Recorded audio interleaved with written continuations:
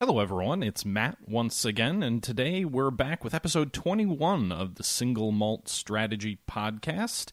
Last episode, we talked about our best games of 2017, so the games that we enjoyed playing the most last year. And in today's episode, we're going to be talking about the games that we're most looking forward to in 2018. I know we're about a month into the year, but nonetheless, this will be an episode looking forward into 2018 and perhaps beyond. We all live in a world where games get delayed, but hopefully it's an interesting listen, and I'm joined once again by my co-host, my partner in crime, Jean. How are you doing today, Jean? Not bad, not bad. Holding in there. I'm communicating you from the sweet state, well, not sweet state, of New Jersey, a nice hotel right by my job. So, yeah, I was going to go back to Brooklyn today, but I decided to stay and do a nice podcast from the hotel room, and I found out something very interesting about the state of New Jersey today. So apparently, you cannot buy alcohol after 10 o'clock. So that almost ruined my night. So, but I was able to get a couple of beers and tune in for this podcast here. Well, tune in. You're driving the podcast, but in any event. That's true. Oh, and by the way, I do not have my bottle opener, so if you hear me struggling in the middle of the podcast, that's me trying to open up the beer bottles with my bare hands. Well, I'd say it's okay because it is a liquor-themed podcast, but once again, you're drinking beer in our illustrious single malt strategy podcast. So the podcast, episode 21 episodes in, and I want to say 7 or 8 episodes ago, it felt like you kind of gave up on whiskey or scotch or anything on the finer side of things. Honestly, I've been taking to scotch. I've been getting it every so often at the bar, but I realized every time I go get it at the bar and I get like 1 or 2 and then 3, I notice my bill comes out to like $60 or $70. I'm like looking at it, and I'm like half drunk, and I'm like, wait, what is this? It's like 2 o'clock in the night, and I'm like, you know what, just run the card. You go ahead, and I look at the bill the next day. I'm like, what drove the bill so high? And then it was nice. I forgot which one I got. I was talking to my friend earlier about it. I forgot the name of it. It's gonna pop in, and I'll do a quick Google search of it. But I usually get this at the bar. Not Callahan's. Hold on. Well, I wasn't really putting you on blast for that. I mean, beer's fine. I'm not drinking anything tonight, so we're gonna have to skip our little segment of asking what you're drinking. I've had a migraine for part of the day and took some stuff for it, so I didn't want to be mixing pills and liquor. I thought that would be a bad strategy. Yeah, you definitely don't want to do that. But anyway, so I'll be drinking for the both of us. Oh, go ahead. Feel free and enjoy. So in today's episode, we're going to be talking about our top games that are coming out in 2018, so games we're looking forward to the most. But before we get into that, what have you been playing lately? So that's actually a great question. So I've been playing a lot of I've been jumping around. So going to a little Afghanistan 11. So one of the games that was actually going to be on my top list, I already started playing, and I can, which was it's a game by Jeff Lavkoff, and I mentioned him a couple times before in the podcast. He made some games like The Alamo, and I think The Stand, which is a tactical battle after Kosovo's Last Command. And he came out with a new game called Combat Actions Vietnam, as well as another game. He actually came out with 2 games in like a span of like 2-3 months. I figure he just released them for the Christmas season. And so Combat Actions Vietnam was obviously for it's a squad-based battle about Vietnam. And the other one he came out with, which is, I don't recall any other game being released on this conflict, DEFCON 2, The Missiles of October, about the Cuban Missile Crisis. I wanted to ask you, did you ever run into a game based upon that conflict? Well, hypothetical conflict, I suppose, right? Because fortunately the missiles never flew. I have actually. I'm looking through my Steam library right now to find it. But I have played another game that is based on, what if that war had gone hot? It was an RTS. I believe it was based on, is it Blitzkrieg engine? Oh my goodness, this is the best, most enthralling beginning of a podcast as we're both searching for things. It was actually called Cuban Missile Crisis. I don't know when it came out. It's on Steam, but it's an older game, and I believe it was again based on the Blitzkrieg engine from that game. There was a sequel to it as well called Cuban Missile Crisis Ice Crusade, which was sort of a war being fought during the Ice Age that came as a result of nuclear winter after the fact. They're not ultra historical or anything like that. They're really just sort of an old RTS-y kind of game that had this as a backdrop. I will say the DEFCON 2 game has intrigued me, and I was debating picking it up and giving it a shot, just because I thought some of the artwork and whatnot behind it looked kind of interesting, but I've never played a game from that developer. I know you used to like some of his, I think, more authentic games around like the Alamo and other things like that. Yeah. Is he the one who made Rourke's Drift as well? Yeah, he made Rourke's Drift. I think he named it the Drift 1879. And it's one of my favorite games, actually, pretty much on any platform. I would say it's in my top 10. And the game, I think, is like it's like $20 or $30. Actually, it's $25. And it's one of the best games because after you watch Michael Caine's Zulu, I start this one up, and it really gets me immersed into actual conflicts. That's actually really cool. Yeah.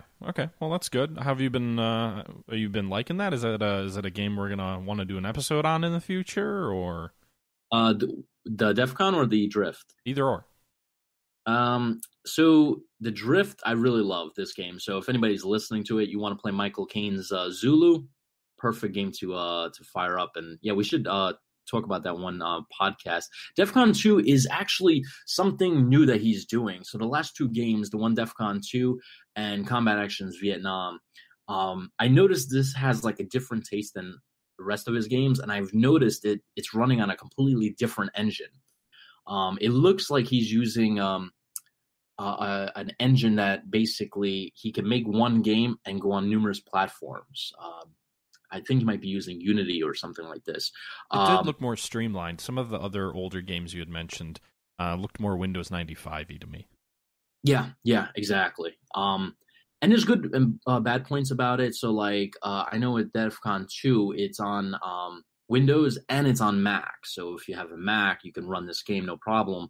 The only thing I don't like, one of the few things I don't like, is the WASD keys don't work. So if you are trying to navigate around the map, you have to go to a certain part of the screen, and there's arrows. You have to click the arrows to move the map up, down, left, or right. And yeah, it becomes a little bit of pain in the ass. So I don't know why it's like that, and WASD keys don't work. Yeah. It's just one of the few odd things, but I wonder if he's gonna take these games and put it on the mobile platform, because I know with these engines that you can make it for both Windows and Mac, you could also make it for iPhone and Android. So interesting. Well, I do want to check out DEFCON 2, so I guess we'll look into that potentially in the future. Myself, I've been playing quite a bit of a couple of games, actually. One, not really surprising, I continue to play the heck out of Ultimate General Civil War, playing through a Let's Play series with that on my channel. But something that's a little bit newer, I've been playing quite a bit of Nantucket, which is sort of an 18th century whaling game. It kind of is the spiritual successor, if you will, to the novel Moby Dick. And essentially you need to go out and find Moby Dick and kind of take him out and get revenge on him. But it's built around this world of whaling in the early to middle 1800s, and it's really fascinating. I've been playing it a lot. I think there's some limits to the game in terms of its longevity of appeal, but it's been a lot of fun, and the artwork is brilliant, and the overall setting and feel of the game is brilliant.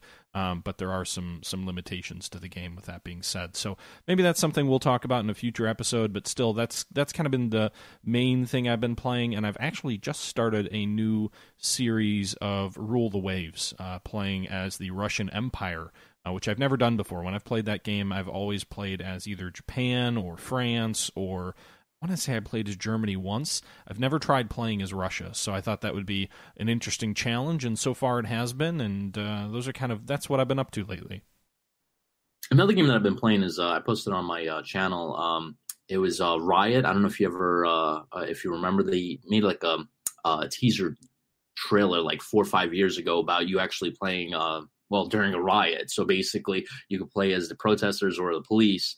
And I got a chance to play this game a few weeks ago, and it actually surprised me. This game was one of the few games that I was just like, if this lives up to its potential, it's going to be an incredible game. And it's on Steam right now. It's early access. You can pick this up. I do highly recommend it. I was actually really pleasantly surprised. If you play the protesters, it's, I guess, a little bit easier. But if you play the police, there's a lot of strategy goes into it, using, tear gas, or you have to set up formations, and you have to move the protesters back or disperse them. And it ain't easy, and it gets you really immersed into the conflict, to each protest. It is very controversial because, you're using actual ammunition, and some of the scenarios that it's modeled over are actual protests that actually did happen, where people did lose their lives. So it's definitely, it definitely is, cross right, towing that line right there. So some people are going to say, well, this might be, too recent, kind of thing. It's like, too, not politically correct, but I guess,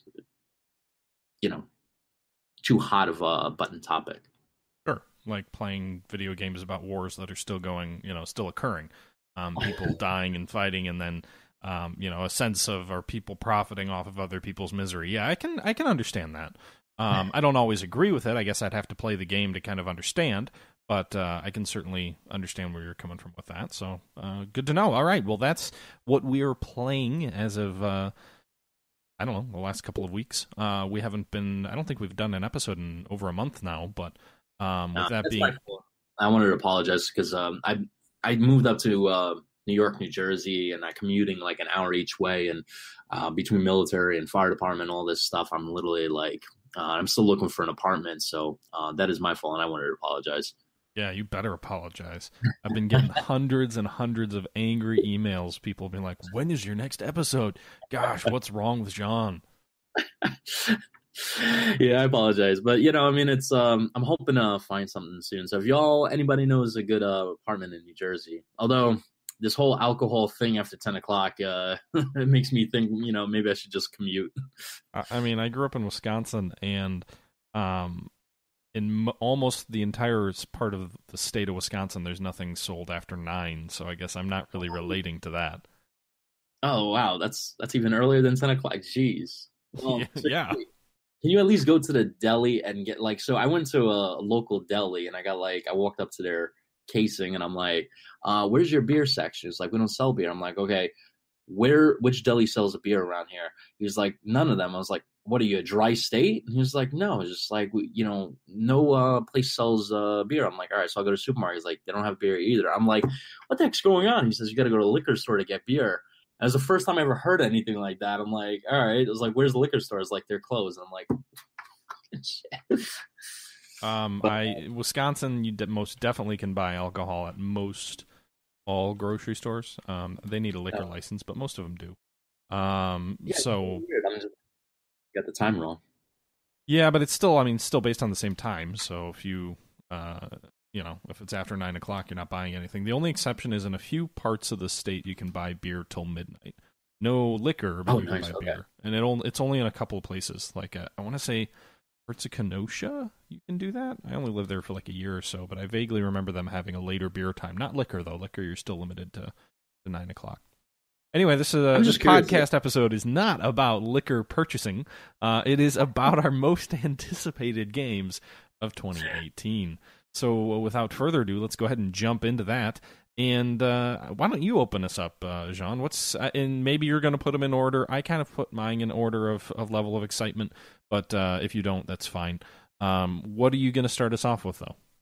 All right, so I gave this list a little bit of a lot of thought. So it was originally Combat Actions Vietnam, but the game came out, and I'm about to post a review on my site, or first impressions. So it's not that game. It is the runner-up, but number 5. There's not too much information about this game. However, I do have a lot of faith in the developer. It's Shenandoah Studios, Napoleonic game that they have in the development. So not a lot's known about this game. The only thing that we know about it is if you go to the Slytherin website and you go on their beta, it has it basically says, well, hold on, I'm right on the actual site here. It basically has Shenandoah Napoleonic war game, and that's all we know. Well, at least that's all I know about the game. And I'm very excited for this because every game Shenandoah Studios came out with, except, well, obviously Gettysburg, which wasn't, like it didn't blow my mind, but every other game was incredible. So I have a lot of faith in this game. I'm very excited for it, even though it only has 3 words to it, Shenandoah Napoleonic war game. I'm very excited for it. I'm hoping they develop a war game as innovative as Battle of the Bulge or Drive on Moscow. If they can incorporate that engine with a Napoleonic kind of setting, I think that's going to be really, really exciting. I hope they don't use it. Same engine as Gettysburg or same engine as the Drive on Moscow thing? Well, I didn't play Drive on Moscow, but I was reacting more to Battle of the Bulge. It was an interesting game, but it's like, you've got 8 or 9 turns. It's just a really limited game, which is fine for mobile, but I hope they're looking at something a little bit more deep than that. I feel like if that was the model of a Napoleonic battle, you'd get 1 battle, maybe 2, and it would just be really kind of superficial, and it would feel... I don't know. To me, Battle of the Bulge didn't strike me as all that interesting because it was so rushed and time dependent, and I think Drive on Moscow was the same.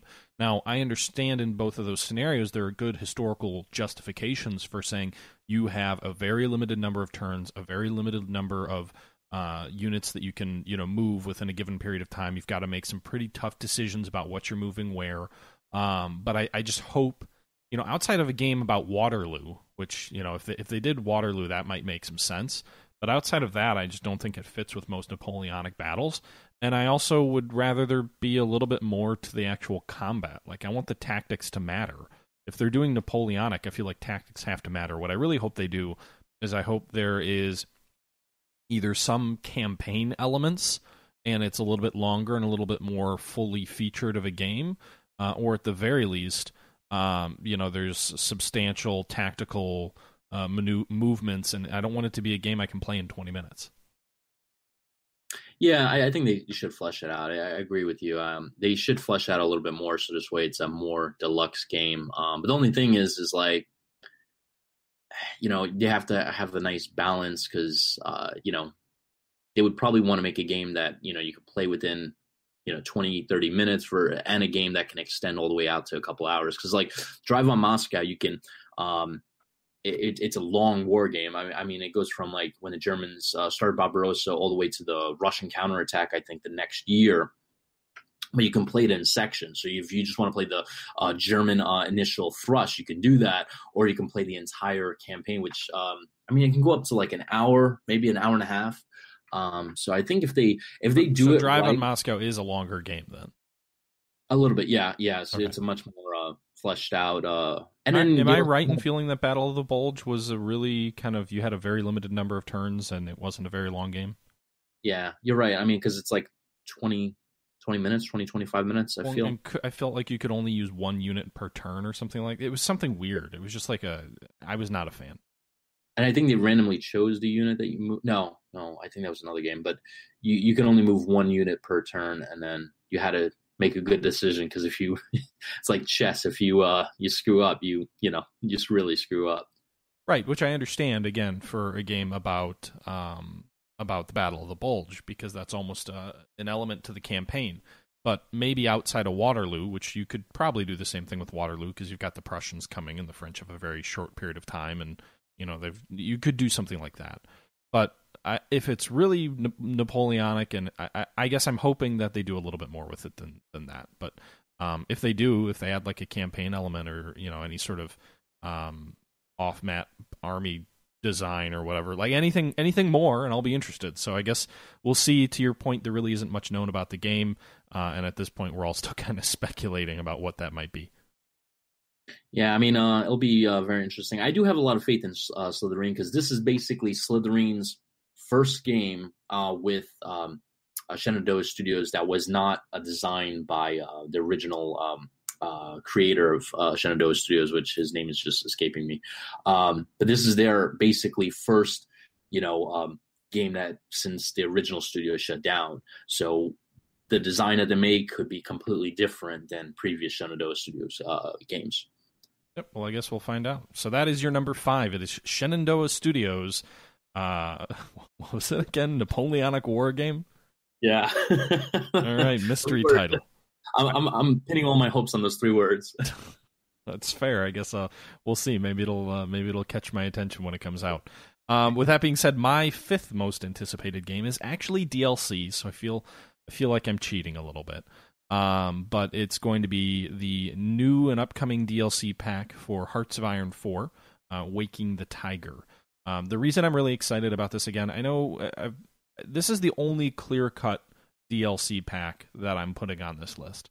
But the reason it's on this list is I read, I think it was on a Mitter or something book called Forgotten Ally last fall, which was about the Japanese and Chinese war that occurred during World War II in Asia between Japan and China. And it was, I thought, a really well-done book, really interesting, and touches on a conflict that doesn't get touched on enough in war games, that being the conflict between China and Japan during World War II. A lot of people forget about China's horrific experience during World War II, and it still colors politics to this day, especially in China and the relationship between China and Japan, and it still has implications for U.S. foreign policy as well. And yet we really just kind of gloss over it. In many ways, it's the Eastern Front of the Pacific Theater in comparing it to sort of the Russo-German War, where, except even in that war, in the Russo-German War, Americans know there was a horrific conflict between Russia and Germany during World War II, and, Stalingrad, everybody knows that, thanks Call of Duty and An Enemy at the Gates. But the Chinese war is to Mitter's point, forgotten in American culture. And it really was the forefront, the principal battleground for Japan for a long time. Part of Japan's defeat certainly is explained by the massive resources they had to commit there. And to see Paradox really focus in on that part of the war, to focus in on China, I think is really exciting, because it's a period of World War II history that not enough people know enough about. And, maybe people will take a little bit of time to learn a little bit more about it because of them covering it. Or at the very least, it brings Hearts of Iron out of the standard focus of the European theater. I think when most people think Hearts of Iron, they think of, I'm going to play as Italy, Russia, Germany. I'm going to play as the United States or Britain or France. I don't think a lot of people tend to say, I'm going to jump in and play as China. And part of that's because the game's kind of neglected their tech trees, and they don't even really have their own tech tree at this point in the game. But I don't see people playing as Japan very, very often either. So it feels to me like naval combat, which is a big part of the Pacific theater, and Japan and China get really overlooked in Hearts of Iron, and I'm excited to see them get a focus. I think they're revamping the way navies work a little bit as well, which I think they would have to make this Pacific theater game work better, but it's exciting to see a non-traditional main front get some love, and I know they're working over some pieces of Japan as well in this update that's coming out also. So I'm really excited for it, and I'm looking forward to playing it in the next couple of weeks when it comes out. I think it comes out in the middle of February, somewhere around then, so I'm really looking forward to that. So I have to confess that is my 4th pick for top anticipated games. So yeah, so we both share that, although it's number 4 on my list. So, piggybacking off that is so the reason I'm excited for it, and I completely agree with everything you're saying. I think when people say Hearts of Iron, everybody's automatically thinking Europe, because they're basically, that was kind of like when everybody thinks of World War II, they think of that first, and Pacific theater is usually second. But I think for this game, on top of it putting more emphasis on the Eastern theater, for a couple of reasons, I'm very excited about it. One, it's bringing back cores, and thankfully, it's bringing back this vital part in in wargaming. I think this is something extremely vital that they need to bring back, which is the core units. They're also adding something very interesting that I was reading through it, and I was going through some of the dev diaries. They're adding a volunteer air corps. So I know, like, we have a civil air patrol in the United States, and their job is they're the Air Force auxiliary in essence. And they support and augment the United States Air Force. But apparently in World War II, they had an equivalent or a sister or a younger organization that was based off of that assisted the U.S. military, the U.S. Army Air Corps. I think you may be mistaking what that is. My assumption is that the Volunteer Air Corps is something more akin to the Flying Tigers, or I believe there was a small unit that operated during the Battle of Britain as well, of American flyers.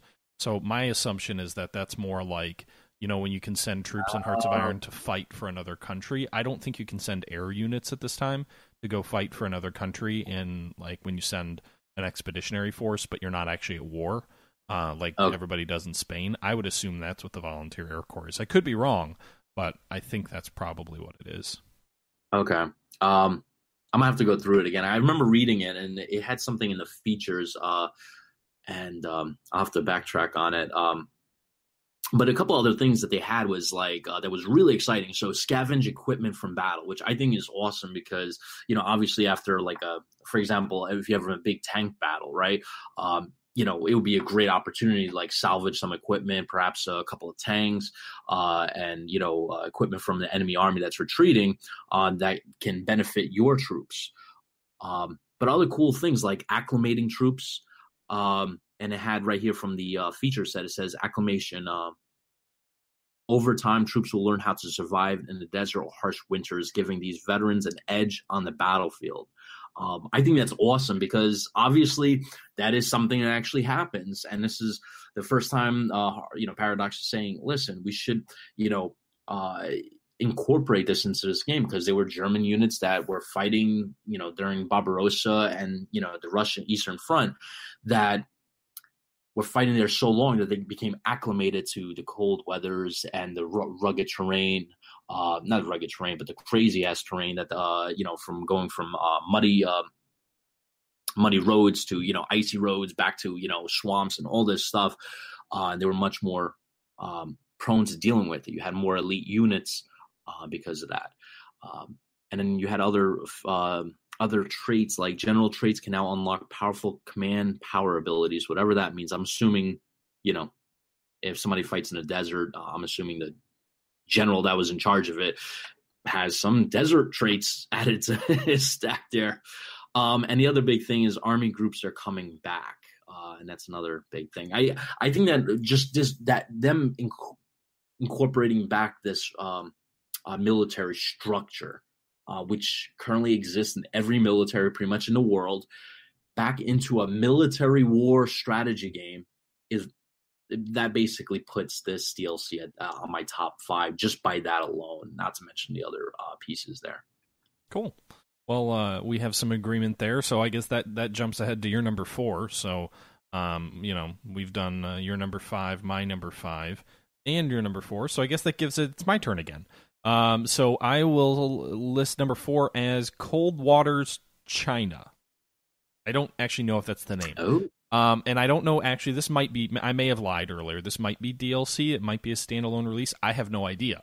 All I know is that the developers, I think Killerfish Games, the developers of Cold Waters, said last year, I believe it was, that they were working on a new campaign, which would be looking at the South China Sea during a early to mid-1990s conflict between the United States and China.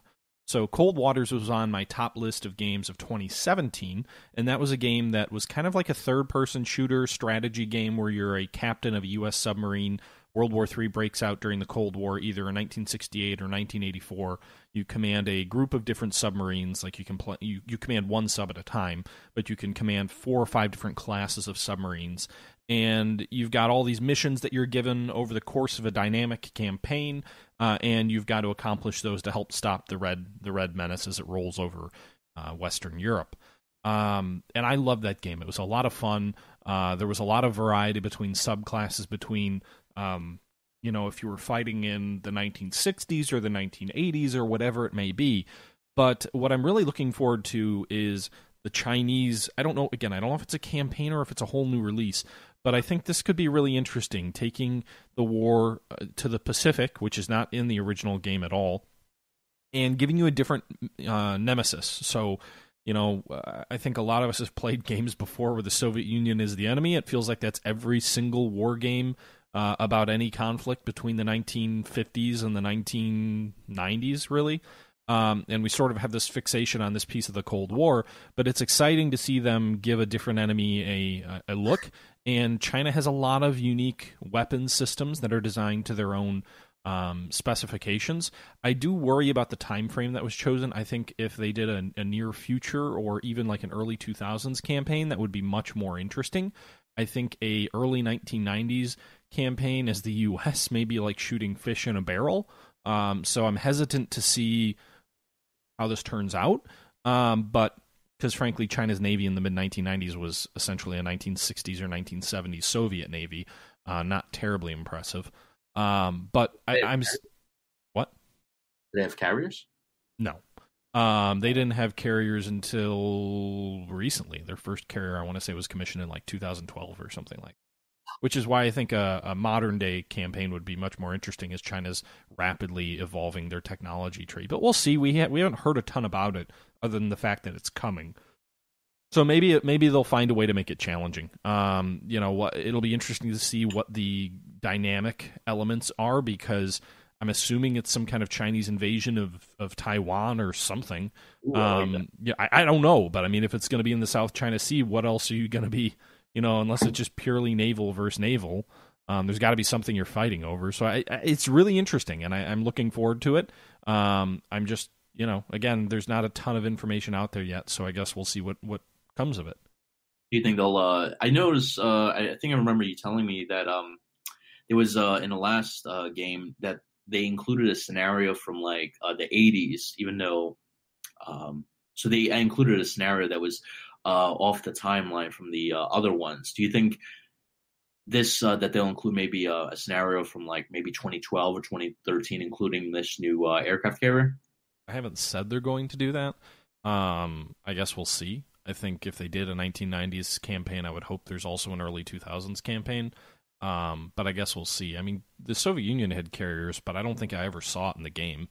You were principally dealing with other enemy submarines or surface task forces or other things like that.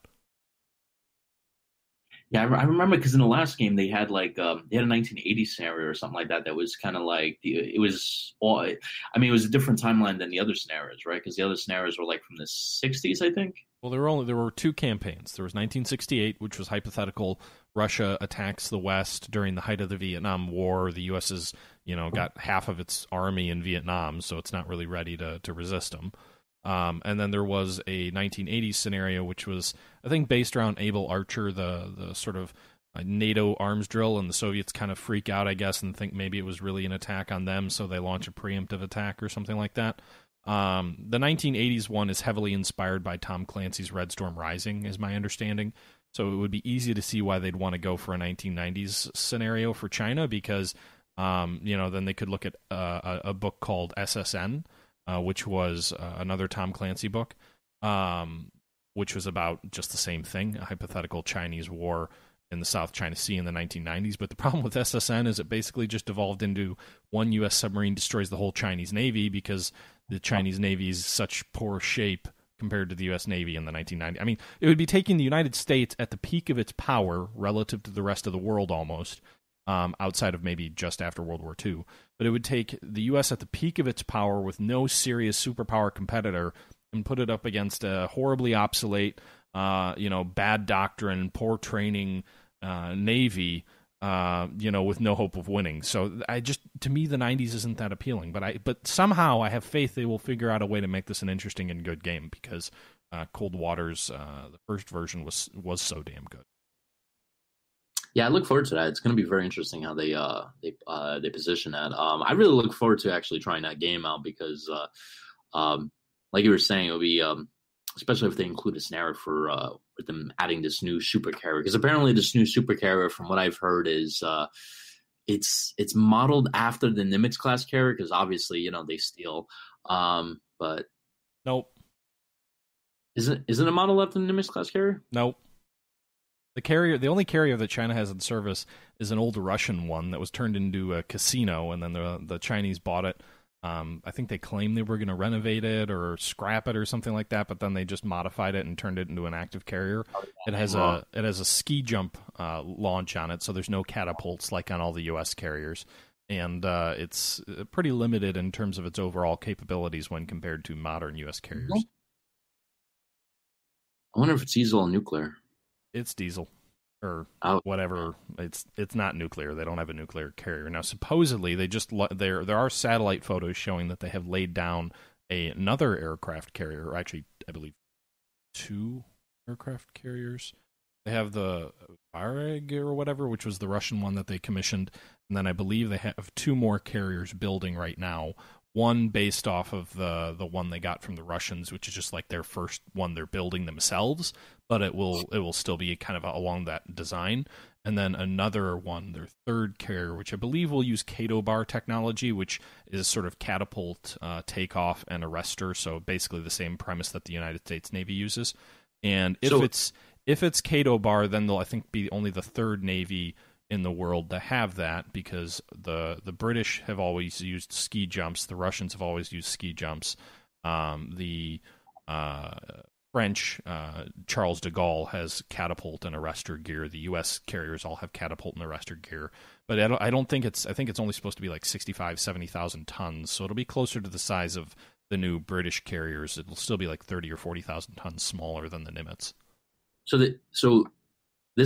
This new this carrier that they're using, they're just basically using the raw horsepower of the actual jet engine to get lift. The jet engine, and then there's a ramp that the jet goes off of. It gives it a little bit of lift.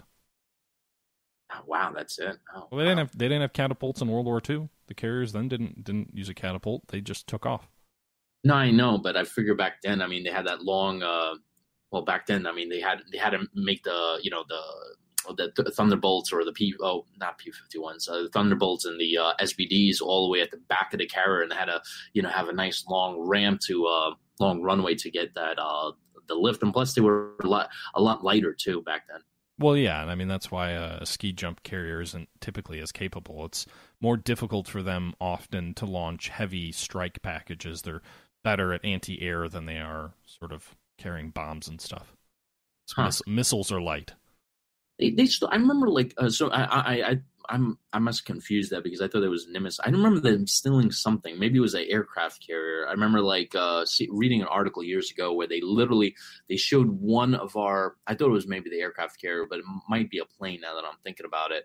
And they just literally cloned the plane or whatever military asset that we had, and apparently it was one of the new military vehicles they were showing off, and the article was kind of showing I think it was a plane. They were showing our plane versus their plane, and they were and it was plain as day, carbon copy. Well, I think they've done something like that with the F-22, although it doesn't really look the same, so maybe not that. They've got a plane that looks a little bit like the F-35. Is it their J-16 or 17 or?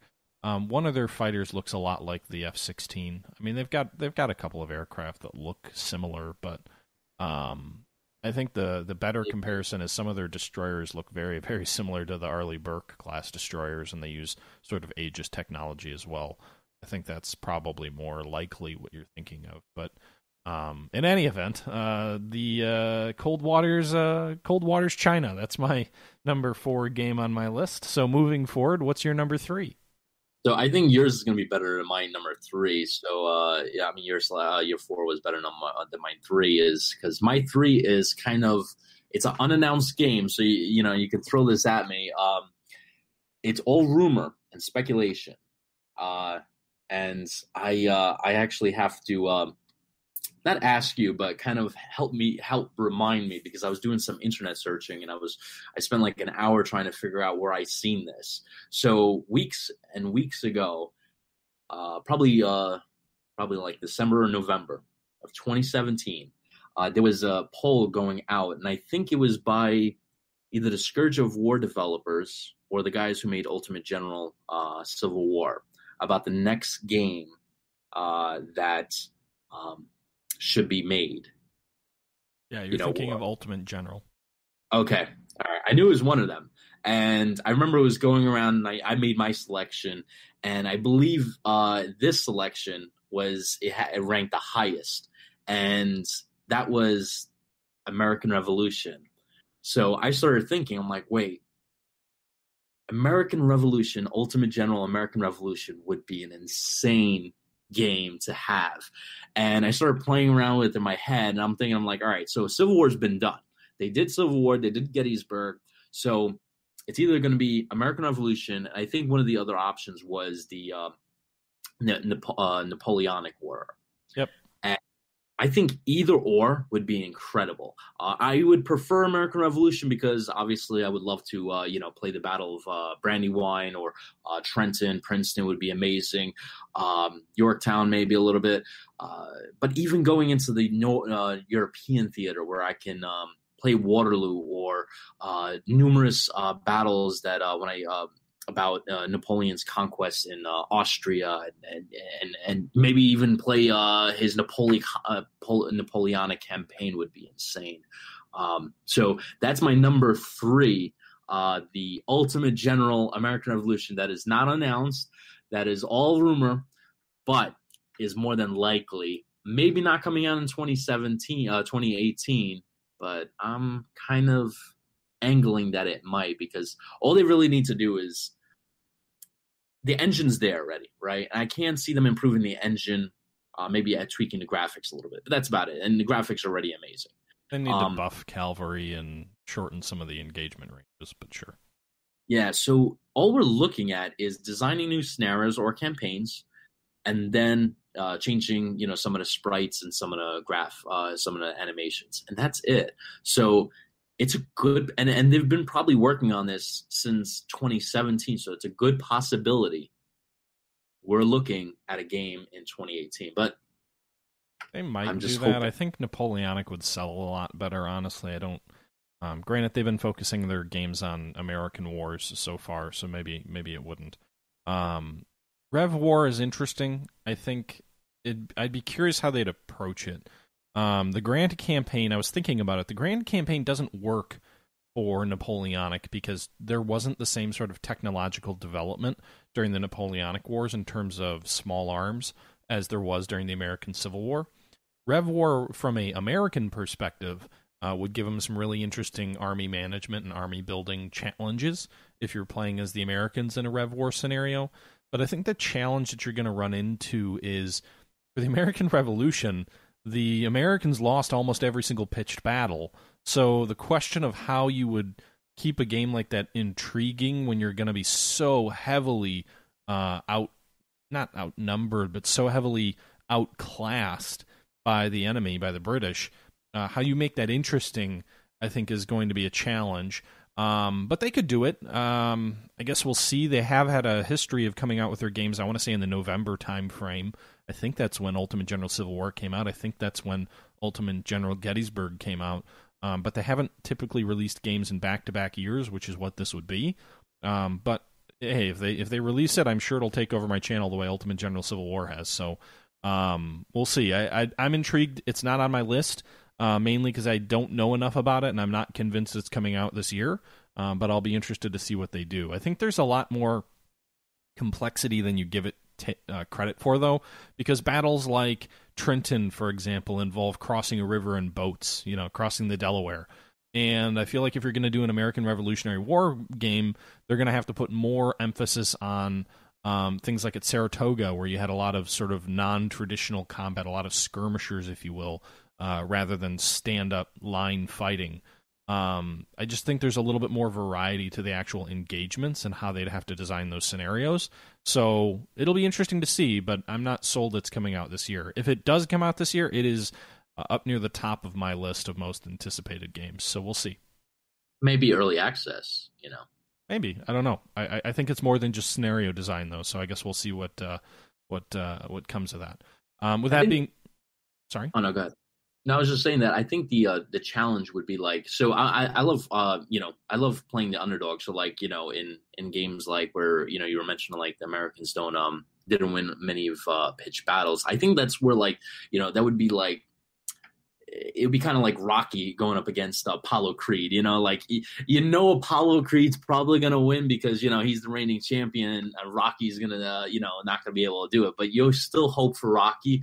And, you know, just like I hope the Knicks that will be, you know, beat out the Cavaliers or, you know, Golden State. You always hope for the best. And, you know, even though you'll lose, at least it was a good experience. Well, I mean, you're a Knicks fan, so losing is okay to you, I guess. But with that being said, moving forward to my number 3 game on my list is Armored. I think it's Armored Brigade, right? The new Matrix game. I hope I got the name right. The new game that's coming out by Matrix, and I think it's Matrix and Slytherin, which is turning what had been a free to play sort of online freeware type game into a fully fledged release. It is a real-time tactical war game, and I'm reading this off the overview on their website, which focuses on realism and playability. The game has drawn inspiration from classics such as Steel Panthers, Close Combat, and Combat Mission. The game will be a real-time game engine, take place anywhere between the 1960s and 1990s. It'll have all the traditional Cold War factions, the USSR, the USSR, I said that twice, the US, West and East Germany, United Kingdom, Finland, Poland. It'll go all the way down to single teams or single vehicles, and it will have a gigantic map, apparently 15 by 15 kilometers, and a full dynamic campaign, as well as a battle generator. To me, the way I read about this is, and I've looked at some of the screenshots that they have, granted they've only posted alpha screenshots, I look at it and they say, okay, that's close combat with modern, you know, more modern combat, because all close combat games, I think, are World War II. But with a gigantic map that you zoom in and zoom out of. So it's like taking close combat and mixing it with command modern air naval operations with a land combat focus is kind of like how I view it in terms of the way that this seems to be pitched to me. Because command modern air naval operations is another great game. You know, you've got a global map, you can zoom in, but there's no real visual of the units other than just kind of like a little dot on the screen. But it's really focused on surface naval combat. They're doing a submarine naval DLC that's coming out soon, and air combat. They're not very strong in terms of their modeling of land combat, even though units are there. So this feels almost like Command Modern Air Naval Operations with a dynamic campaign and built around land combat, armored combat. So I'm really interested in seeing what comes of this. Because I believe there's like hundreds and hundreds of units and whatnot, and a database editor. I mean, it sounds to me like it's Command Modern Naval blah blah. Can't speak. Command Modern Air Naval Operations, but with a land combat focused. So, you know, I haven't, you know, I never played the original, which again was a freeware version, but this is going to be a fully fledged release. So it seems like they're adding a lot of features and capability, and I think this could be an awesome game, and I'm really excited to see what comes of it. This is huge. I mean, they literally modeled like individual blocks of houses. Like each block is different, 3 houses, 5 houses, factory. And then when you zoom out, like it's huge. Like they must have put a lot of work into designing like miles and miles and miles of the map. Some of it might be procedurally generated by the computer, but in either event, I mean, again, you zoom in and it feels like a close combat block by block type game where you've got to worry about tactics as you move through a small little village. But then you've got this gigantic map that you're basing it from. You know, this looks awesome, and I'm really looking forward to it. From 65 all the way to 91, real-time engine. Wow, this is incredible. This is definitely going to be an incredible game. That's a great choice. That's an incredible choice. Wow. Well, follow that up, man. I actually, my number 2 is actually a game that just recently got announced back in December. Most people haven't heard of it, and you guys are probably getting sick of me bringing this guy's name up. But Digital Game Works, again, Jeff Lapkoff Games, or ISI Games, that you guys heard me mention a billion times. Jeff Lapkoff, send check to payable order to Dude, John Marciniak, the Strategy Wargamer at New Jersey Way. Remember the zip code too. I can't cash it without the zip. So there's nothing much about this game. All that is there is it says Zulu Dawn. Eyes. All right, I'm gonna screw this up. Is Zandwana 1879? Did I say that right? I know Michael Caine has said it probably better in Zulu. I know there's a movie about it too. You're talking about the column of 1,800 British soldiers that got chopped to pieces by like 10,000 Zulus or whatever, and was kind of the preface before the movie Zulu Takes Over. There was a movie that was made which looked at that specific battle as well. I don't know. I assume it came out after the Michael Caine Zulu. Yeah, they're trying to probably capitalize on that. Probably, but so it's looking at that conflict. Yeah, so it actually, like, if anybody watched Zulu with Michael Caine, it's actually like the first 5 minutes of the battle where you see like an entire column of British soldiers being like on the floor, all gone, and Zulu warriors picking up their floor, as in they were all dead. Yeah. Don't worry, they're just napping. They're just on the floor. It's fine. So it basically. So that column that destroyed this, I think it was 10 to 20,000 Zulu warriors that killed out this 1,800-man British force, found its way to Rorke's Drift, and then you had the Battle of Rorke's Drift with Michael Caine that reprised the movie. So it looks like Jeff Lapkoff is going to decide, like, well, I did 1879, the Drift, and it's an incredible game. I'm going to tackle the bigger battle that happened a day or whatever before that conflict. So I'm very excited because it says Zulu Dawn, Island Wanda, 1879. And if he did an incredible job with the Drift 1879. I have faith that he's going to make an incredible game about this. I have no idea how he's going to do it. But my hopes rest that, because the thing is, and this is what I would love developers to do, is why isn't there another game about these conflicts? Like, we saw Zulu, and as far as I know, there's only 2 games made about that conflict. Everybody knows about that actual movie. I mean, there are people that I run into, at my job, and I'm like, hey, did you ever see the movie Zulu? It's like, oh yeah, with Michael Caine. Right. So, I mean, it's out there. People have seen it, and a good majority of people know about this movie in the military, or, in my coworkers, this and that. But there's not a lot of games about it. There's only 2. One from the 80s that it's basically unplayable, and I tried installing it. I got it to work one time for 5 minutes. And the one that the Drift 1879 that Jeff Lapkoff makes. I don't understand why no other developers step forward and say, all right, let's make a game about this battle, or about the battle that happened right before, which he's making right now, or about Custer's Last Command. Like, there should be literally half a dozen games about these conflicts, but we don't have that. And I always just wonder why. Well, you do know that all of those, the battles that you're asking for are also about games where a colonial or imperial power is just slaughtering natives. But yeah, that there's probably, in today's day and age, a piece of it that people probably don't want to celebrate that, if you will, in a way that it was more acceptable in the 60s. I mean, that movie's been out. It came out was it late 60s, early 70s, somewhere around there. It was one of Michael Caine's first. It might have been his first really famous movies. What? I don't even know if he's still alive. He's still alive, but I think that was one of his first movies. In any event, I think there's also a piece to it of these aren't as well-known conflicts. Yeah, there's a movie about it here or there or whatever, but they're just not going to sell the same that a World War II game is going to sell, right? Like they don't have that same sort of universal appeal that World War II has, or that the American Civil War has. And I think that's a piece of it. Also, a lot of these conflicts aren't as interesting. Like, good luck winning as Custer in the Battle of Little Bighorn. I think I won once after about a couple of dozen times. I won once, I think. Mm-hmm. In the Battle of Rorke's Drift. Okay, that may be because historically the British, really good firepower.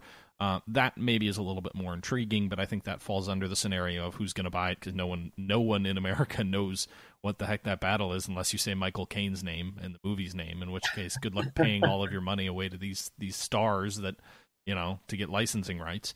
So in the Battle of Iswalwandi, or however you pronounce it, you've got 1,800 British soldiers. Sure, you're outnumbered like 20-1 and you're in really bad terrain, and you're fucked. I think some of it also is a lot of these battles tend to be really one-sided and not as appealing, perhaps, as some developers are looking for. Like, Gettysburg gets made over and over again, but Gettysburg is almost the perfect battle to model in a video game. Oh, and by the way, it's also like the most well-known battle in American military history, or one of them. So, lots of people are going to buy it. But yeah, I take your meaning. I think it goes back to what we talked about in like episode 3 or 4, or whatever it was, where we talked about conflicts that don't get enough say in wargaming, and that, a lot of these colonial conflicts may fall under that, but there's a lot of reasons that games don't get made about them for very reason. With that being said, moving on, unless you have any final words on this upcoming game, my number 2 is Total War 3 Kingdoms. So this is a game which was just announced at the end of 2017. It's coming out in 2018, I believe in the fall, and it is a Total War's first venture to China. So I'm excited about this. It appears to be there appears to be a China focus in my list, because I had the Waking the Tiger game as well. But this is taking you to the Three Kingdoms period in China, as the Chinese dynasty falls apart. Like the Chinese one you mentioned. and the three Chinese families basically kind of take over China and kind of fight amongst each other for control of China, but also fight together to overthrow a despotic military general who's ruling in the stead of the child emperor. So I think this is really interesting. It's sort of I want to say it's like double check the years, but it's early, what is it, 100 something, 100 to 200, in Chinese history. You should be helping me out here, John. You should know this. I'm trying to think. I 184 to 280 AD. So, sort of during the peak of the Roman Empire, if you will, but it's taking place in China. So we're not medieval China yet. We're almost not really the height of China's power, because China's kind of collapsing in on itself. But it's a very much sort of Roman-esque time frame. So well within the Total War series sort of wheelhouse. It's looking at a collapsing empire, which I think are some of the games that Total War always does so well. It'll be a narrow focus, so it won't be a global game, which again I think is what Total War does better when they do a narrow focus. Presumably it takes place over the 90 to 100 year period during the Three Kingdoms period. And this is something that this period, I was talking to someone about this on YouTube, and they were telling me about how this period in Chinese history is almost like foundational, mythical China to every Chinese person. Like, they all know about it. There was a really famous book that was written about this period several hundred years later. It is central to Chinese history. And I think it's awesome to see Total War venture out and look at unexplored conflicts. You're just talking about there aren't enough games about some of the colonial conflicts. Well, there might be games out there, but we never see games about China. We very rarely see games about China. There's a few. There's a long-running series out there. I think it's just called The Three Kingdoms, which you can actually get on Steam. Let's see here. The three... Kingdoms? Romance of the Three Kingdoms, right? That was the name of the novel. But there's Romance of the Three Kingdoms, also the video game, which is made by Koei, which I think, didn't Koei make PTO? Yeah. So, and Liberty. So they made a lot of these old classical war games way back when, but they've really focused more of their games in modern day on the Asia market. So we don't see a lot of these games outside of Three Kingdoms, which has been translated from Chinese into English for some of their games. We really don't see games that focus outside of Europe or the US enough. So it's exciting, and I think it's a really interesting time period in history. And I think, again, sort of three competing families all vying for the throne works a lot better within the Total War mindset. So I'm excited to see it. You can get the Three Kingdoms, or the Romance of the Three Kingdom games out there on Steam, but even this one, Romance of the Three Kingdoms 10, doesn't even have English language support. It has a big asterisk in it that says English language not supported. So, a lot of these games that are out there, they may be there, but we never see them. I'm trying to think. There was one other one. I think it was called Nobanga's Ambition, which was about Japan, I think, during the Warring States period of Japanese history that Koei made. So there's a handful of games out there that get made that do have English translations, but in general, we just don't see these games, and it's an underexplored period of history from a Westerner's point of view that I think we'd do better knowing more about. And I'm interested in playing a new setting in the Total War world. Weird thing is, I'm going through a Total War thing. They don't have any screenshots of it. I remember seeing the trailer when it came out. I think it was last year or maybe a couple of weeks ago. But they have no screenshots for it. It's kind of weird. Well, I don't think it's coming out to the fall, right? Yeah, so it's still a little bit of a ways away, probably, for them to they post have the screenshots. other game coming out this spring, which I think is Thrones of Britain or Britannia or something like that. Yep, that was actually on my list before they announced the Three Kingdoms game. Now the Three Kingdoms is on my list as number 2.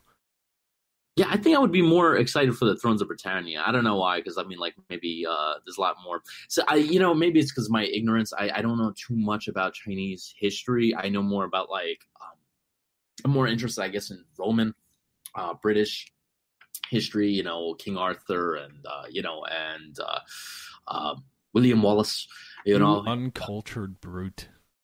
I really should get into, but Chinese history is something that you can't dip your foot into the pool. It's so large that it's hard to know where to begin, because it's so in depth. It's kind of like you don't know nothing about World War II, and you're just pick up a 5,000 page book, and you kind of figure out do I start on page 1? Where do I begin? So it's I don't know. I was 16 and I picked up Shelby Foote's 2,800 pages of Civil War history. So I guess that's just the kind of personality I am. I love jumping into things that are new and learning a little bit about things that are new, and I like the variety. I'm sick to death of Total War saying, all right, we're going to do Rome. Well, they've done it twice. They've done Empire and Napoleon, so it's kind of 2 games on that period of time in European history. They've done Shogun twice, which they looked at Japanese history there. They've done Medieval War twice. And I think it's exciting because what I don't want Total War to become is I don't want it to become the kind of series that releases the same game over and over and over and over and over again. And I think this is a example of them willing to try something new and not become the new Call of Duty where every game feels the same. And maybe there are going to be similar elements because it is, Roman history in terms of the time period, right? The combat, I assume, is somewhat similar. But it's exciting to see someone take a chance because this is not their core. Their core audience is not going to necessarily be clamoring for a Chinese game. I've seen some people complain already saying oh, I don't really want to play this. I wanted Europe again. But they've done Europe to death, and I think it's interesting to see them give it another shot. They've certainly covered Asia before because they've done Shogun twice, but it's refreshing to see a developer say, hey, we haven't done this before. Why not give it a try? I wonder if if they come out with obviously they're making this game, but if they come out with Three Kingdoms, right? And let's say they can make Three Kingdoms, they can make a Civil War game, American Revolution game. Which do you think would sell the most? Total War? Yeah, if they model a new Total War game and they had a choice between Three Kingdoms, Civil War, and American Revolution, which do you think would sell best? I don't think there's any doubt that... I don't think American Revolution is their bread and butter either. I mean, their bread and butter is Europe. And their bread and butter is Rome, medieval, and then, to a lesser degree, Shogun Total War. I think their best-selling games are probably like medieval or Rome. But I can't imagine. I don't think an American Revolution one would do very well either. Because they're principally a European developer, from what I've seen. And they focus their stuff on Europe, and I don't know. So what were the options again? American Revolution, Three Kingdoms, or Civil what? War. Civil War? Maybe Civil War. I guess that would probably do the best. But the problem is Civil War doesn't fit what they do very well. Civil War is too narrow a period of time in global history for it to really fit Total War. They don't do games that take place over 3 or 4 years. They do games, even their short, narrow, focused games, like Attila. It's like a 20-year plus period. They don't do a 5-year conflict. But, I mean, I think that's all they would have to do is narrow out the conflict. So instead of going on, like, when you click end turn, instead of being at, like, monthly turns, or they could slow down the pace of the game, have armies not move that quickly or over a large swath of land.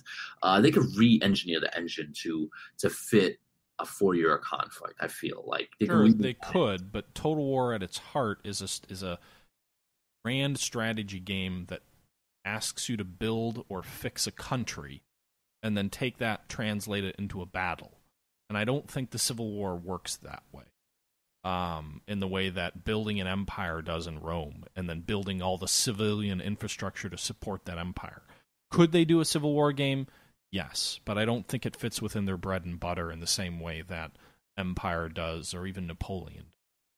I would love a Napoleon Total War 2. That would be something incredible.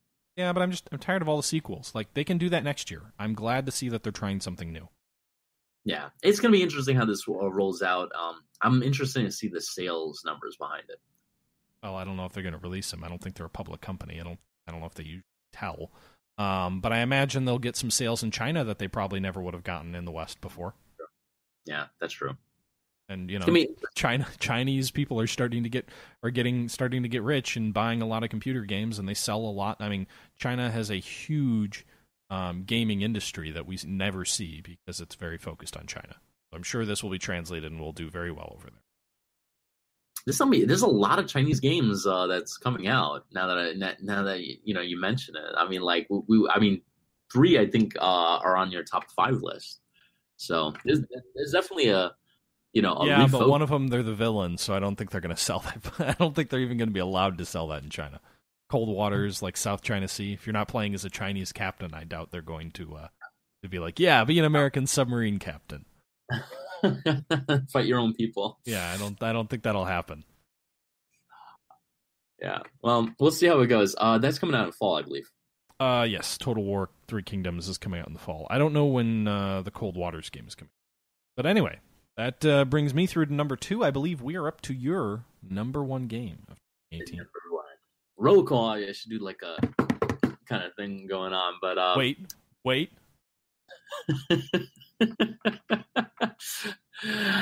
If you ever stop laughing. Number 1.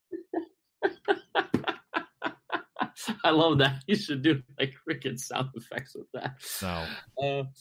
All right, so my number 1, I had to spend a little bit of time figuring this out. So it was between one or the other, but so I had to choose the game that kind of like really impacted me in 2017, and the game, the developer that promised a whole slew of games that's coming out in 2018 and 2019. So I had to choose the Soviet-Afghan War that Johan Nagel, if you guys are not familiar with Johan Nagel, he made Afghanistan 11.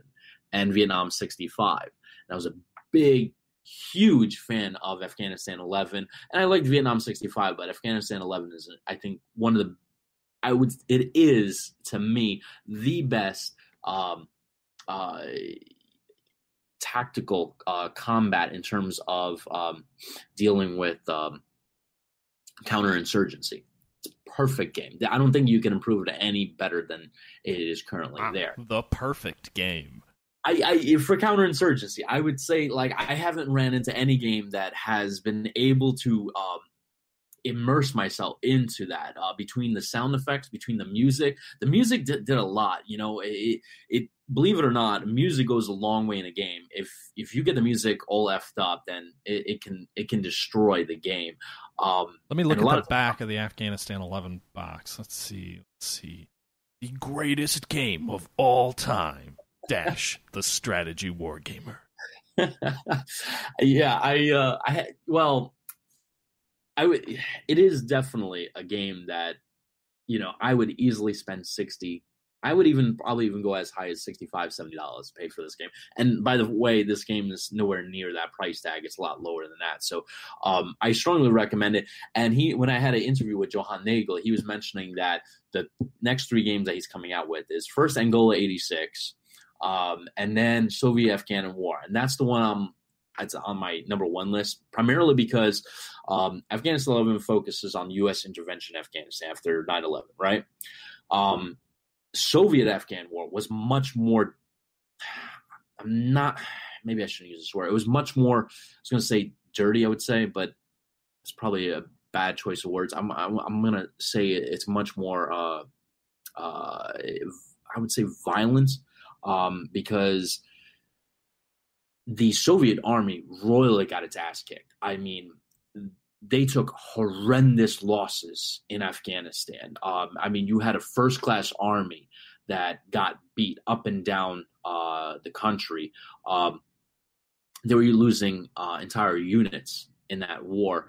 And the Soviets... Imagine Vietnam, but if the Tet Offensive lasted, 3 times its otherwise length. Yeah, exactly. So I feel like the engine that he has right now for Afghanistan 11 is incredible. I feel like if he takes that engine, improves upon it in a few areas, and then adds this conflict, I feel it's going to be incredible. It'll suit the game perfectly. And I don't even think there's many games about the Soviet-Afghan War. I think there's only a few that I've seen. I think I've played 1 or 2. But mixing this engine with Soviet-Afghan War, you're looking at an award-winning game for Game of the Year kind of thing. Coming out this year, though? When I had the interview with him, he says he was going to roll out the DLCs for Afghanistan 11, which I think he already did. At least 1 or 2 of them already. Angola 86 is on his next list, would be popping out. And I think the Soviet-Afghan War. He kind of gave me it in the next few years, the whole list of games. So next few years, we're rolling out Angola 86, Soviet-Afghan War, and another Vietnam game based on a revised engine. Wait. Okay, I'm erasing most anticipated game of 2018, and this is John's most anticipated game of 2020. Well, I have a strong feeling it's going to be this year. Soviet-Afghan War, I have a feeling it's probably going to be the end of 2018. What are you going to give me if it's not? What do I win if it's not? A nice battle of McLaren. You'll buy. And by the way, that was what I was. You'll buy me a bottle of Macallan Scotch. Macallan, yes. I'll buy myself another one. I'll buy 2. One for you. I'll buy you a bottle if it comes out this year. So I'm guessing it doesn't. So I'll take a free bottle of Scotch. All right, I'm gonna have to talk to Johan in the morning. Uh-huh. I light a fire on his ass. You better get this done. All right. Well, I think that's a good pick for a best game of some time. My most anticipated game. I don't know if you've heard of this at all. It's a game that I'm really excited about. It is. Can I get a drum roll, please? Okay. We need to get like actual sound effects because this is pathetic. My most anticipated game of 2018 is a game that's coming out later this year called Burden of Command. Of course, it's coming out later this year if I'm saying it's coming out this year, but it is called Burden of Command, and it is a game about leadership, if you will. So it's a hex-based war game that puts you in the shoes of I believe a platoon commander, or is it a company commander, one or the other, during World War II. And it has RPG elements mixed in with a hex-based war game. And they've got a lot of really highly touted writers, I believe, that are behind this. They're trying, if you look at their website, they say their leadership RPG elements are inspired by Band of Brothers, Banner Saga, and Crusader Kings. Their tactical leadership elements are inspired by XCOM, Steel Panthers, and Squad Leader. And they're basing this largely off the book Grunts. So, in essence, you're a platoon commander fighting through World War II with your soldiers. You're given orders by your commanders. You have to, accomplish those orders. And random things can pop up where, like there's maybe a machine gun nest, the unit gets pinned down. You can choose to like run out and try and take care of it yourself or distract the fire or whatever, or you can send someone forward to do something, or maybe there's a scenario where you're being ordered to do something and it quickly becomes apparent that this is a reckless order, and you have to make the decision on, do you follow it out? Do you care about your soldiers under your command? The game seems to be trying to be about leadership, which I don't think enough war games try to model leadership. War games in general seem to be the mantra of, they're little digital soldiers that I don't give a damn about, and throw them into the cannon fire, and if I took the position, that's all that matters. And these guys seem to be putting an effort to say, well, what about the men under your command? What do they think about you? What do you think about them? What's your relationship with the men under your command? How is this, very aptly titled, how does the burden of command affect you as a leader? And I'm really excited about that because we never see that in war games. It's always objective focused. It's always, body count focused. It's always grand strategy focused where the individual gets lost. And to have a game that's trying anyway to tell the story of the actual grunts in combat and what happens to them and what happens to you as you try and lead them. Obviously, nothing's ever going to be able to make you feel like a real platoon commander feels like in a war situation, right? The stress of having other people's lives in your hands is not something that you can effectively convey in a game.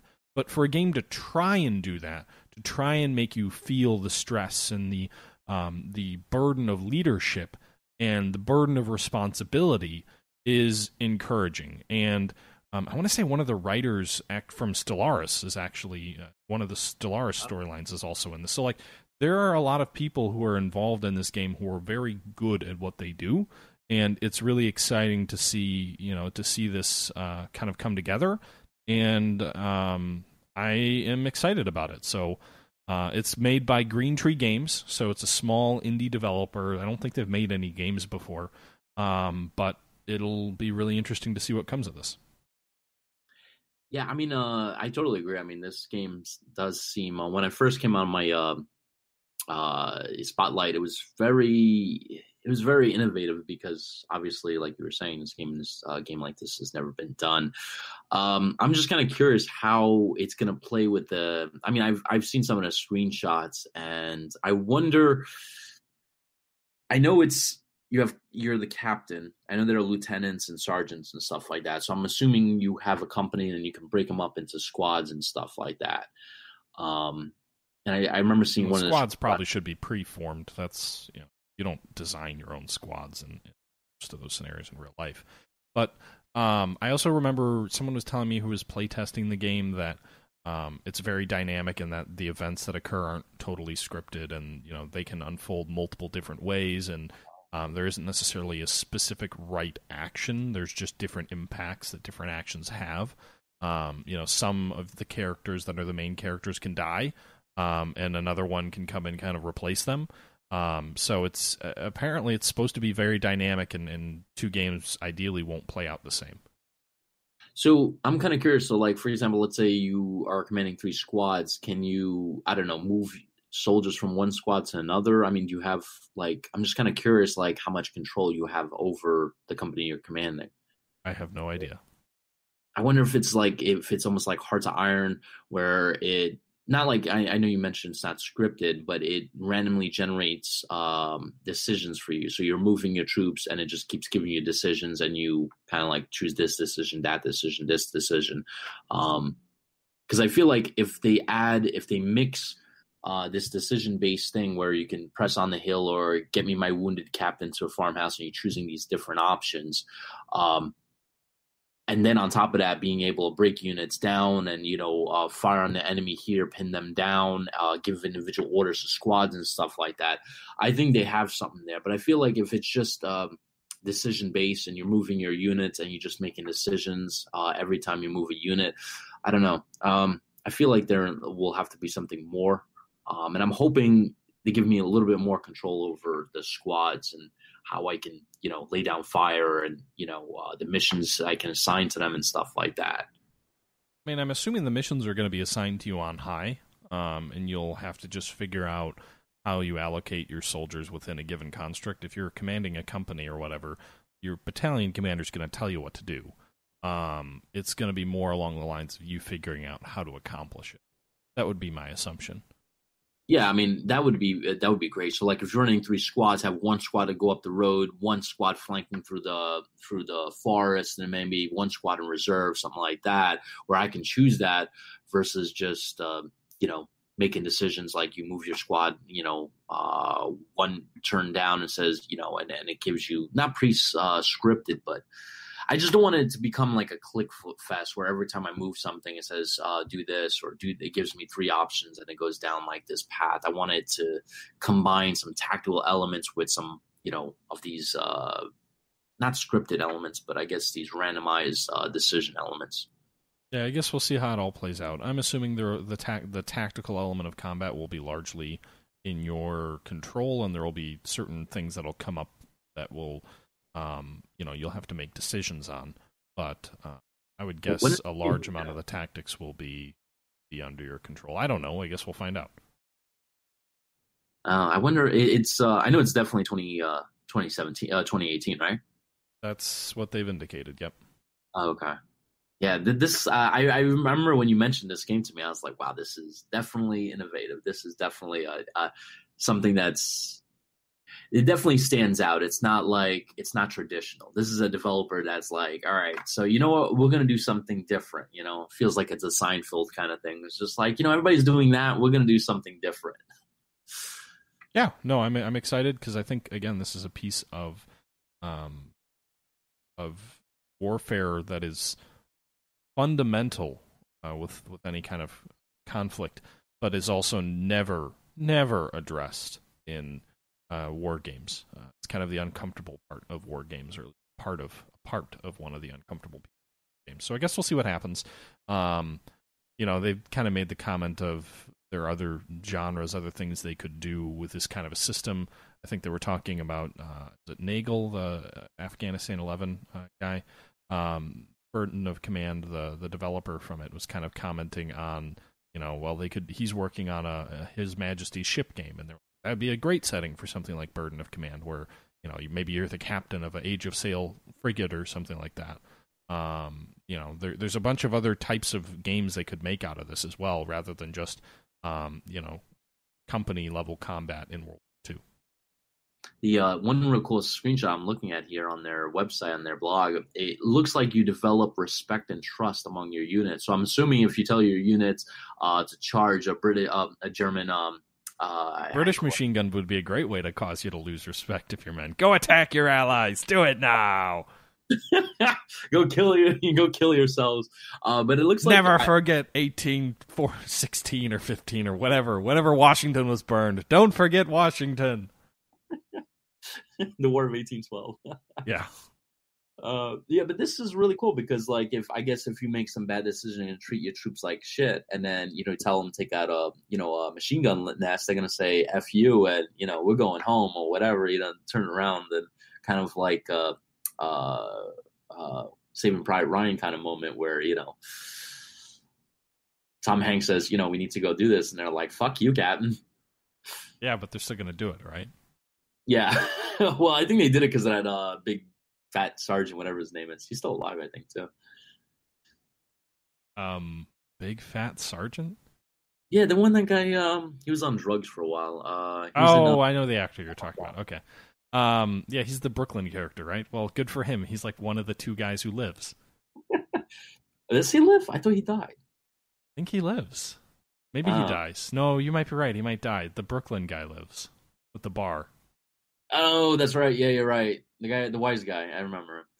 Anyway, so that is my top game of 2018, or most anticipated game, I suppose, of 2018 coming up. And that wraps up our list. So I don't know if you want to recap your list, and then I'll go back through mine really quickly. So number 5, Shenandoah Napoleonic game, which we have no idea what it's going to involve, but that's number 5. Isn't that like half of your games on your list? They're like, oh, we don't know anything about this game. Maybe it'll come out this year.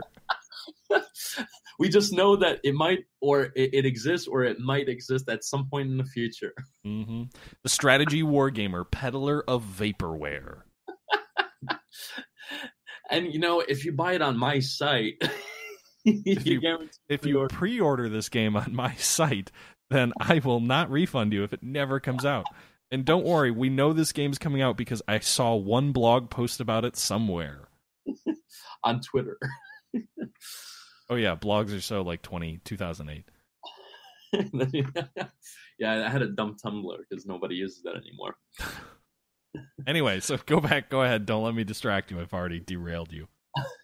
Number 4, Hearts of Iron, Waking the Tiger. Number 3, the Ultimate General American Revolution, which I'm sure the developers are saying we did not announce that ... yet. And number 2 is Landwana. Oh, the guy from the movie Wanda is Wanda. I don't know. The guy from the movie in the first 5 minutes of Zulu says it much better. Is La Wanda.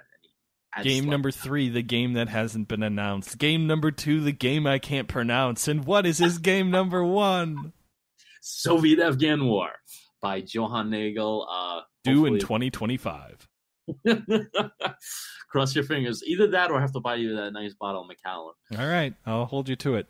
My top 5 list: Waking the Tiger, Hearts of Iron, number 5. Number 4, Cold Waters, South China Sea, or China, or whatever the heck it's going to be called. Number 3, Armored Brigade. Number 2, Total War 3 Kingdoms. And number 1, Burden of Command. All games officially announced. All games that I will go to the bank are coming out in 2018. Yeah, I should have revised my list. No, I like this list. These are the games I definitely. I have a feeling. I think there's like 1, 2. There's 3 games that are. Well, I know Napoleonic games definitely come out in 2018. So it's definitely 2 out of my 5 that are kind of like might come in 2018, but I have a lot of faith. That's what you got to do. You got to have faith. So if you disappear and I never hear from you again, then next year's episode I can just basically copy half of your list and your recording and just repost it as if it's a new episode. Yes, you could do. Well, I'm sure I think if they announce Ultimate General American Revolution and it comes out in 2018, I think if that comes out in 2018, how about this? One episode you have to have a whole, well, not a whole 6-pack, but you got to have, I'm going to send you some IPAs, some Brooklyn Brewery IPAs, and I call it, that'll be kind of like I win kind of thing. Episode number 34. The historical gamer gets trashed and can't put together a coherent sentence without vapid slurring. Well, you know how we do it in Brooklyn. We make really type beers. And by the way, I got to mention something. Brooklyn Brewery just came out with a nice beer. So if you're in the New York region, it's called Brooklyn Defender IPA. It's one of the best beers I've ever had in my life. All right. Well, on that sterling recommendation, I think we'll go ahead and wrap up episode number 21 of the Single Malt Strategy podcast. Thank you for joining me once again, John. You want to go ahead and send us out? My pleasure. Yeah, I have nothing else to say besides I look forward to reviewing a whole bunch of games in 2018, because besides the games that we're most anticipated, there's going to be a ton of other games that are going to be incredible. A good example would be Riot. So if you guys haven't played that game, I would definitely run out and go play it. It's on Steam Early Access. But until the next episode, I will catch you guys there. And be sure to get a nice cold IPA next time you listen to this. No, get Scotch. Get Scotch. Again, the Single Malt Strategy podcast. You are horrible at brand representation over here. We're just confusing people left and right. But I will, I guess, send us off without any more product placement. I expect my 50% rev cut of whatever you're getting for these marketing deals. But I'm heading out, and so is Jean with me, because I'm about to hit end to the recording. I hope you guys all have a great start to your 2018, and keep watching, listening, all of that jazz. And if you listen on iTunes, don't forget to rate us, because it does actually help us. And we have a 5-star rating right now, so maybe I shouldn't ask people to rate us. Our rating might go down. But feel free to leave a review as well, or whatever. I don't know. I feel, aren't you supposed to say this when you run a podcast? You're supposed to peddle your wares and ask people to give you thumbs up and 5 stars and all of that. Anyway, thanks for watching, guys. I'm rambling, and we're out. Peace.